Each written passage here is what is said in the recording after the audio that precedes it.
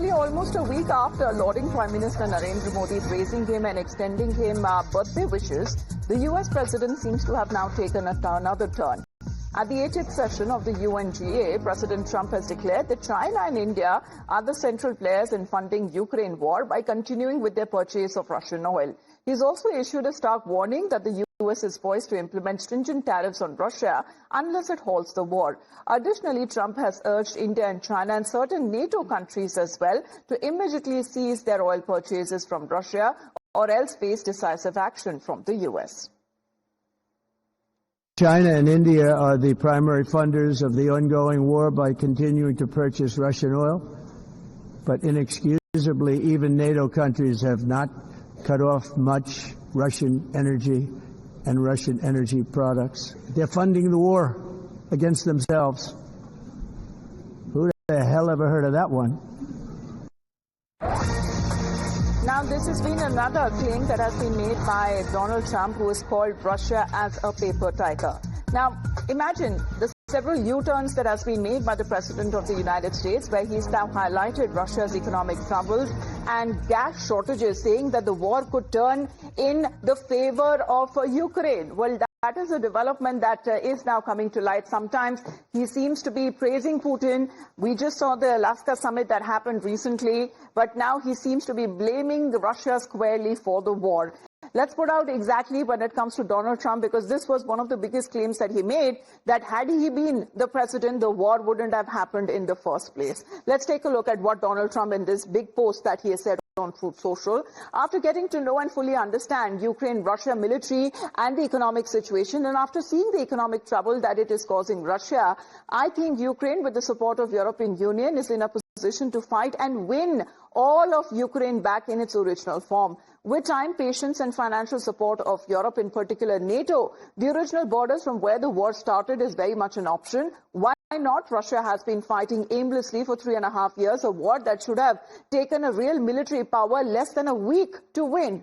Now, this is not distinguishing Russia. In fact, it is very much making them look like a paper tiger. When the people living in Moscow and all of the great cities and towns and districts all throughout Russia find out what is really going on with this war, the fact that it is almost impossible for them to get gasoline through long lines and are now being formed in all other things that are taking place in the war economy, where most of their money is now being spent on fighting Ukraine, which has a great spirit and is only getting better. Ukraine would be able to take their country back in its original form, and who knows, maybe even go further than that. Putin and Russia are in big economic trouble, and this is the time for Ukraine to act. In any event, I wish both the countries well. We will continue to supply weapons to NATO for NATO to do what they want to do with them. Good luck to all. So that is the update that is now coming in from President of the United States. Let's go back to Srinjoy on this angle.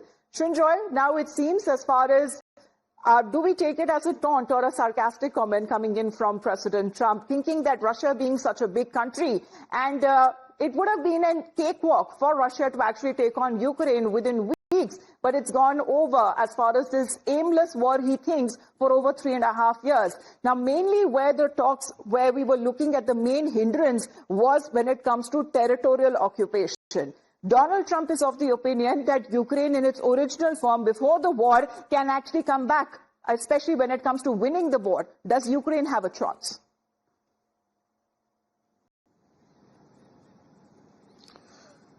A lot of people will agree with Donald Trump on the point of fact that many people thought the war would actually end in a few days, that the Russians would be in Kiev within a week. But the fact that the war has lasted 3 years is a sign of how bitter the fighting has been. But Trump now says that Ukraine can take back a lot of territory. Initially, in the early days of the war, after the invasion, it did take back a considerable amount. But after which, the war has become a very sort of 1914 kind of war, fought a sort of trench war with drones, really. And that kind of war has been very bitterly fought. Every inch, every foot has been fought for. Now, how Ukraine can take back the rest of the territory, perhaps he will be able to tell the Ukrainians. But the point is, but President Trump, being as unpredictable as he is, he could well say something entirely different tomorrow. That has to be kept in mind. But the important point is, he thought he could end the war in a day. He's ended 7 wars, he says.